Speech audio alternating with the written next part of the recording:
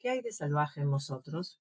Desde la reconceptualización de la otredad en la obra de Roger Bartra se plantea que, por oposición a la ciudad, el bosque es el espacio ontológico del salvajismo, y la esencia de esta contradicción es la necesidad de establecer un límite frente a la contaminación de lo crudo, lo espontáneo, lo incontrolado y lo irrefrenable. Una construcción ideológica que busca moral y materialmente liberar al hombre de sus aparentes limitaciones. Por oposición al hombre salvaje, el hombre civilizado es un ser social, y de ahí que en esta definición de la otredad, la socialización destruye la otredad. Si bien Rousseau y Kant afirmaron la existencia de niños salvajes, aunque sin demostración científica alguna, existen casos documentados de niños salvajes.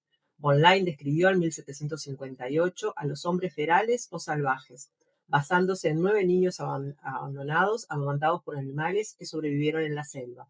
Desde entonces se han hecho 2 revisiones de los hombres salvajes, una en 1940 en Estados Unidos por Singh, que comprende a 33 niños, y la otra en 1964 por Malson, en Francia, que refiere a 53 niños. Los llamados niños salvajes eran seres humanos que una vez capturados mostraron insensibilidad al frío y al calor, una visión nocturna total y un olfato superior al humano. Imitaban sonidos de animales y aves y preferían la compañía de los animales domésticos a la de los humanos. Para comer, buscaban la carne cruda, olfateándola, y al beber lo hacían a 4 patas.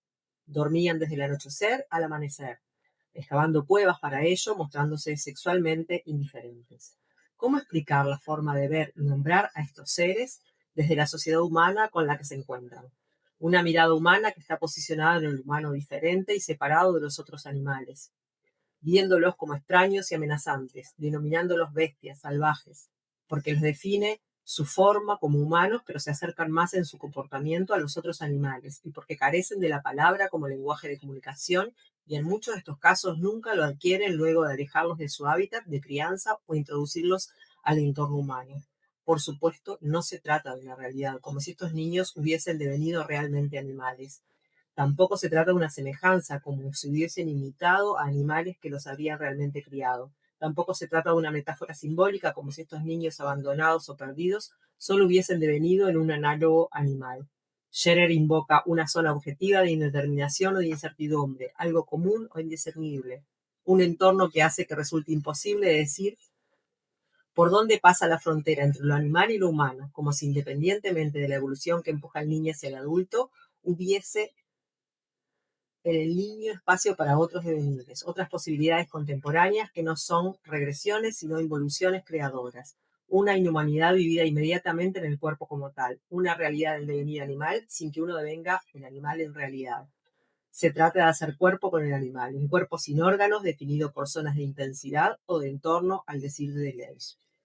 ¿Quién es el otro que está detrás del cuerpo? Según el concepto de referente ausente, el otro es algo indeterminado, cuando se evita que sea visto como alguien, como plantea Carol Adams.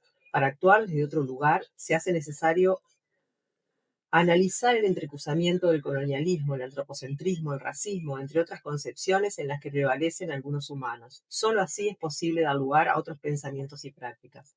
El otro no cumple la norma que creamos y en la que prevalecemos. El otro es inferior, el otro es el salvaje, el animal. Al otro puedo hacerle lo que yo quiera. En Violencia especista, Kachinovsky plantea que si nuestra mirada es de superioridad sobre los otros animales, estamos ejerciendo violencia especista. Es violencia social. Normaliza ejercer el dominio, el control y el abuso sobre esos otros. Es ese vínculo asimétrico y opresivo que ejercen los humanos sobre los otros animales. Primero dejamos de considerar en el otro el derecho a la vida, a la libertad, y luego, y como consecuencia, surge la posibilidad de infligirles daño. No hay un juicio de valor que reconozca el mal hacia el otro o incluso se disfruta de hacerle mal. Y desde ese lugar se ejerce también violencia psicológica. Se rompe la integridad del individuo, se provoca un efecto devastador a tal punto que el sujeto olvida quién es.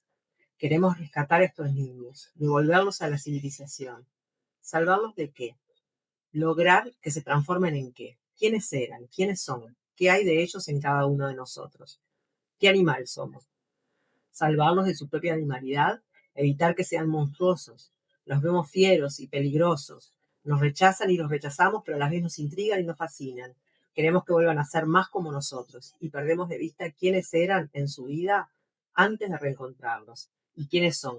Al igual que hacemos con tantos animales en la domesticación, en la casa, en el criadero, los ignoramos, los olvidamos, los miramos, pero no los vemos.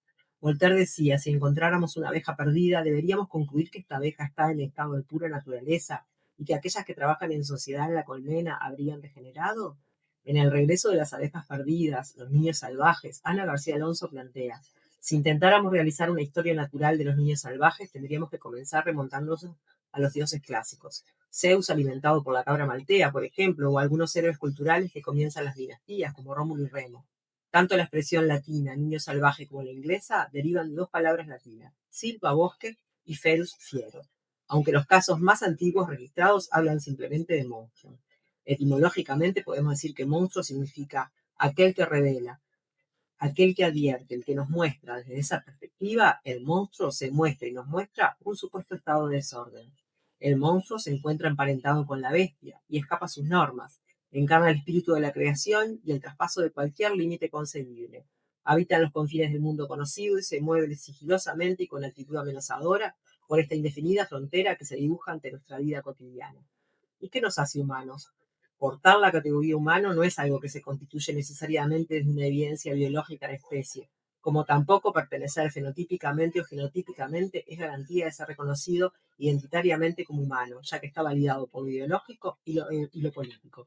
El estado de excepción de Agamben, constitutivo de lo biopolítico, puede ser tomado para pensar la identidad en torno a la diferencia humano-animal, y por el contrario, habitar lo foráneo y distinto al yo implica aceptar la diferencia como algo más y mejor de lo que se cree es la hegemonía. He aquí el desafío de las transdisciplinas que se traducen en el entre lo humano y lo animal. He aquí el concepto de antropogénesis como el resultado de la cesura de la articulación entre lo humano y lo animal que se da en el interior del hombre. Campero concluye su entre humanos, animales y animalizados, entendiendo que el sujeto humano, desde la posmodernidad y con una concepción colonialista y especista, inferioriza a otros cuerpos, civilizándolos y domándolos para que no cuestionen, proyectando en ellos lo que no se acepta de sí. El monstruo del salvaje que somos está allí, en esa representación. Nos aportamos de toda posibilidad de reconocernos como seres interdependientes de la naturaleza, de entender el entre humano y animal, comprenderlo vincular como potencia, como creación de nuevas realidades que van más allá de las diferencias y similitudes. Desde que entendimos como posible la domesticación y pudimos ejercer el control sobre la naturaleza, haciendo posible la apropiación, la tierra, las plantas, los animales pasaron a ser cosas. Y aun cuando reconozcamos que tienen vida, le asignaremos una posición devaluada. Negamos sus características propias y entre ellas la de tener conciencia de sí. Miramos a ese otro encontrado como ajeno, perteneciente a la naturaleza de lo que nos autoexcluimos con una mirada que observa sin ser visto, una mirada desmarcada que pretende ser universal, siendo parcial. La mirada de Dios, según Haraway, y lo vemos en su dimensión animal, separándola de la dimensión humana y así poder evitar que nos interpele, que nos muestre lo que tenemos en común, en definitiva lo que somos.